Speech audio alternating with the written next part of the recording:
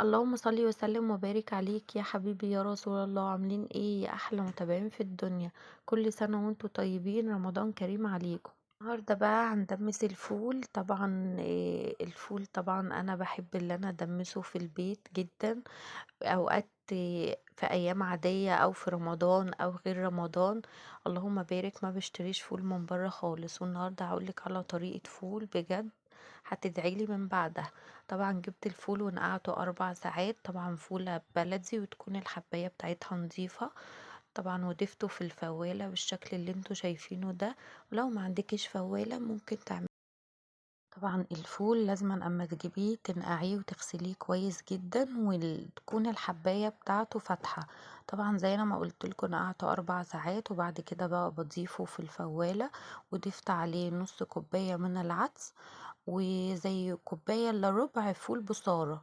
طبعا فول بصارة بيتباع عند اي عطار عادي خالص. طبعا دي طريقتي في الفول، اللهم بارك، ما بغيرهاش. طبعا الفول بيبقى حاجة يعني حلوة قوي في السحور، وجبة مشبعة بمعنى اصح. انا عامة لازما الفول ده يعني اللهم بارك اعمله في البيت على طول. طبعا وليمونة. والليمونة دي هتشوفوها معانا برضو في اخر الفيديو، ولا هتتهري ولا هيحصل لها اي حاجة. طبعا ضفت الفول وفوق البصارة والعدس، وهضيف طماطمية متقطعة قطع صغيرة وجزرية مبشورة. دي هي المكونات بتاعة الفول وليمونة. مش هضيف اكتر من كده. وهتشوفوا الفول معاكم بجد زبدة. اقسم بالله العظيم بجد. بصي احلى من بتاع بره بكتير فوق ما تتخيلي. حاجة نظيفة وطعم تحفة. بصوا زبدة مزبدة ببعضه كده. مش بجد مش هتبطلي تعمليه ببيتك. انا طبعا زي ما قلت لكم، اللهم بارك، انا ما ببطلش يعني ما ببطلش اللي انا اعمله اذا كان في رمضان او غير رمضان.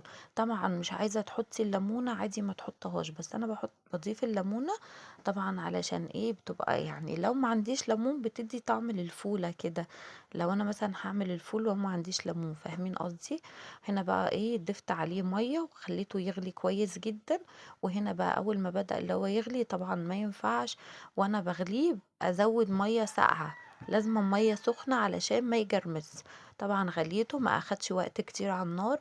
اخد زي ساعتين بالظبط. بيبقى فيه فرق لما تنقعيه عن ما تنقعهوش. لو ما نقعتهوش بياخد وقت كتير جدا. لما تنقعيه مش بياخد اكتر من ساعتين او 3 ساعات بالظبط. وبقى بيبقى ريحة البيت بركة وخير كده. بصوا بيبقى ريحته حلوة قوي.